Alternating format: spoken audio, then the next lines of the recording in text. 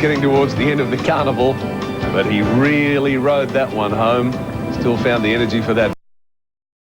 And a terrific win. That really is a terrific win. Zerpour.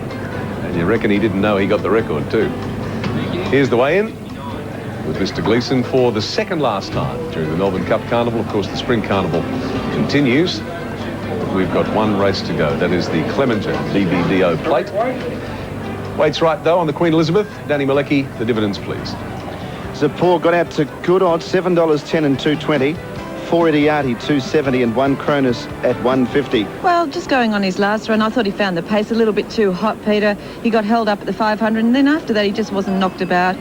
He wasn't disgraced there, and I'd forgive him for that particular run. And despite his 59 kilos, I think he's a chance. He handles the wet. Looks well. Sometimes it's hard to tell how the greys look, but he does look very well in the mounting yard. Number 4, Lord Kingston, Damien Oliver, the rider for Simon Morris at Ballarat. He just died on his run at his last start at Moonee Valley.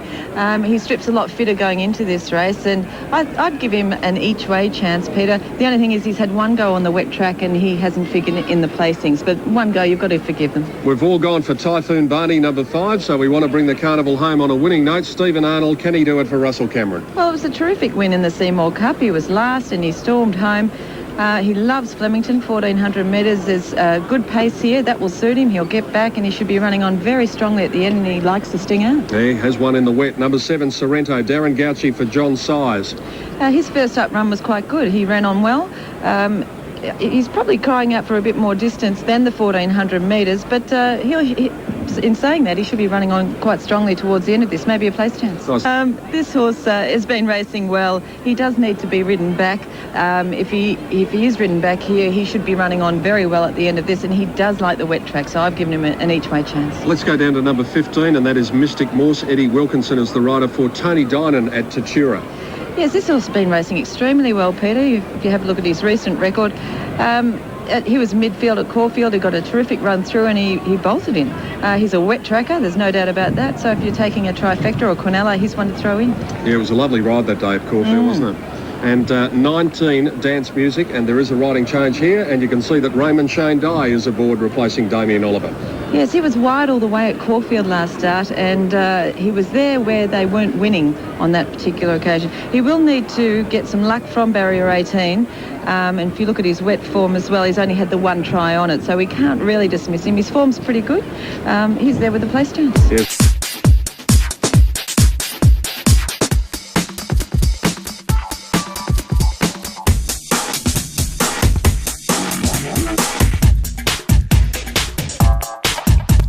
Number 15, Mystic Morse. Mystic Morse at $7.10 is around 4th pick in the race. Last race of the Carnival, Tim Gossage. If you're up, this is an opportunity to double up. If you're down, this is an opportunity to get out. Help us. But the best money came from Mystic Morse about 5 minutes ago. It's been a big go.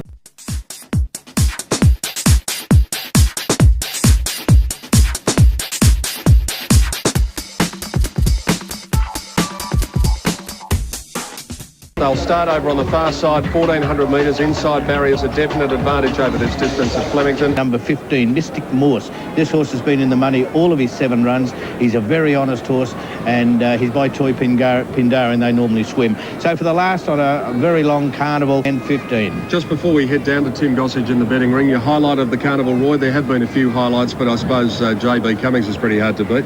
Well, yes, you know, how can you go past 11 Melbourne Cups? Yeah. And probably... They're about to move in for the last, and let's go down to a gentleman who's steered us into quite a few winners over the Carnival with the late information. Can he do it this time for the 37th time? Tim Gossage, come on, do it. Okay, Pete, well, they're jumping out of the trees to back Mystic Morse down the bottom, number 15. That's the one they want to be on. There's been late specking for Typhoon Barney. Best back runner in the race, though, is Mystic Morse. Mystic Morse the one, and it did look pretty well. Dan Malecki well called, Gary Willits well tipped. Now, Mystic Morse continuing to firm up here, $5.40. Mystic Morse, very big winner, Caulfield. And gets through the ground, which is most important as well. Now, that's Verino. That's one of the other runners spec'd at good odds. Verino is riderless behind the gates and they're having trouble getting into the stalls. That's Mystic Morse on screen. Carnival coming to a close, 1999. All the best to you, Dan, and thanks for great to be with you here. Last race of the Carnival. Blue Gum goes in. Carnival of the VRC. But the best money came from Mystic Morse about 5 minutes ago. All set. Following with a couple of them. Verino certainly on the toe. All clear given now. And they're racing a fairly good dispatch. Anxiety Attack out the back. Go the Grey jump well. It leads from Fashion News early and then Sorrento. Mystic Morse was handy to those with Lucky Ray. Verino about 6th early. They were followed by Lord Kingston, and next was Planet King from Slavonic, Blue Gum, and then Typhoon Barney. 2 lengths to Dance Music. Anxiety Attack was back last. 1,000 to go. Go the Grey in front. Let a length to Fashion News. Lucky Ray going to 3rd. Mystic Morse is 4th. 1.5 lengths Sorrento. Then Lord Kingston and Verino. 3 lengths to Slavonic. They were followed by Blue Gum wide out. Planet King gives away a bit of ground there. Dance Music going around it. And Anxiety Attack up there in the middle as they approach the turn. 700 to go. And it's Go the Grey in front from Lucky Ray and Fashion News. A length away 4th is another one of the Greys, Mystic Morse, and then came Lord Kingston. Verino's around Sorrento, then Slavonic, Blue Gum, Typhoon Barney. It's about 8 lengths off the lead. Then Anxiety Attack tracking it from Dance Music and Planet King with Blue Gum. Into the straight they head and they scout very wide now. Go the Grey in front of Fashion News. Mystic Morse running up behind with Lord Kingston. Now running on was Typhoon Barney in the pink colours. Verino looking for a run. Go the Grey in front. Mystic Morse and now Slavonic getting through. Lord Kingston, Typhoon Barney wider out, then Sorrento. Mystic Morse and Slavonic together. From out wider, Typhoon Barney. It's Mystic Morse just in front of Slavonic. Mystic Morse ahead in front. Slavonic still coming. Mystic Morse just in front of Slavonic. Mystic Morse is going to hang on and win. Mystic Morse, but we might hear more. He shifted right in over the concluding part. Mystic Morse from Slavonic and Typhoon Barney 3rd, then Sorrento. Blue Gum next in, and then Go the Grey. Dance Music, Lord Kingston. Anxiety Attack, and then Lucky Ray, Fashion News, Verino, and Planet King a distant last. Yeah, Mystic Morse ridden by Eddie Wilkinson. They did get very close there. But, gee, I hope he does keep it, because Eddie Wilkinson, boy, talk about a jockey. He's had his share of bad luck, and he definitely deserves to ride a good winner. But it was interesting to notice that Brett Preble, he sat back on Slavonic, and they cut the corner a bit, these boys. But here they are here. There's Mystic Morse and Slavonic in the blue. The grey horse is Mystic Morse. Now they're right out here, but you can see they get pretty close here. Now, yeah, Mystic Morse is just sort of taking his ground a little bit there. But Brett Preble's still able to ride his horse out. They have got close here again. Still be able to, he's just taken his, they call it, you interpede him with the other jockey's whip action. And he has shifted him in a little bit. And there wouldn't be all that much in it, I don't think, Dan. So you might just hear a little bit about it. 15, 10 and 5 are the official numbers on the last event. They certainly did dart back late towards the inside rail, considering they're beyond the centre of the track there, but they end up probably about 5 or 6 horses away from the inside rail at the winning post. Yes. And right on the outside is Typhoon Ben in the pink. He sort of, all the boys shifted, and he unfortunately got shifted out, and he lost quite a bit of ground, where these other two have sort of sat back and cut the corner a little bit, which often happens on wet tracks.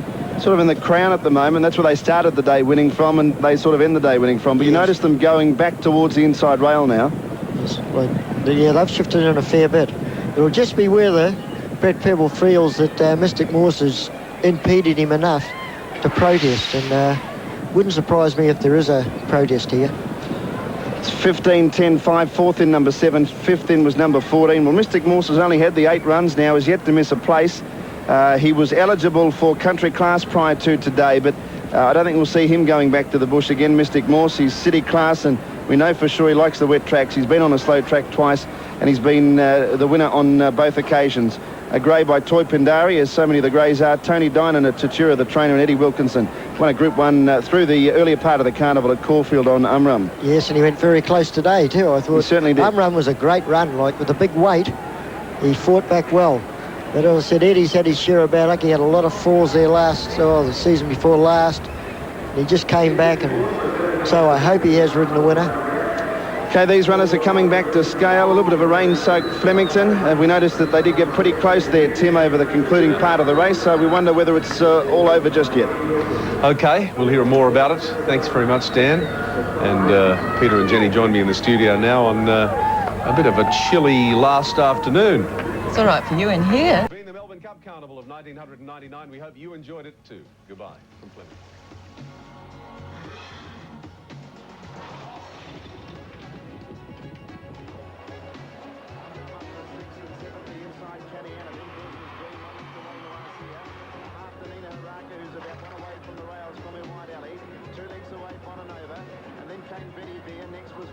Pursuit, Strident of LA Suez is last, about 12 lengths off the lead. 1,000 metres to go, and it's Go Flash Go, a half a length in front of BBDO. Northern Drake third, and fourth is Black Bean. Lazagoletta going around him now, and Umrum 3 deep.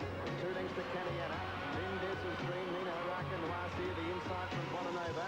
Betty Veer taken out wide, 2 lengths to Strident. Then Rebel Pursuit at LA Suez as they start to bunch up. Rounding the turn near the 600 metres, and it's Go Flash Go now being joined by BBDO. Northern Drake goes up to make a line of 3. Umrum under the whip behind them. Then Black Bean. Next is Caniana, Lazagoletta, Bonanova swinging wide. Des's Dream running on. Then Nina Haraka as they turn into the straight. Northern Drake into the straight. Northern Drake joins BBDO. Go Flash Go. Black Bean running up behind them. Umrum further out. Des's Dream, Bonanova running on. Then Strident, Betty Veer the widest runner. Northern Drake in front. Umrum after him, and here's Bonanova. Bonanova swept up on the outside of Umrum. Then Des's Dream, Nina Haraka, Betty Veer wider. It's Umrum and Bonanova together. Umrum, Bonanova, then Betty Veer, Nina Haraka. Umrum and Bonanova. Bonanova and Umrum, they're going to go to the line and hit it together. Bonanova won it. Bonanova's just beaten Umrum. Third home, Nina Haraka, then Betty Veer. Lazagoletta next home, and then came Des's Dream and Strident Caniana. BBDO ran a cheeky race, and then Rebel from LA Suez. Go Flash Go tied. Black Bean next, and then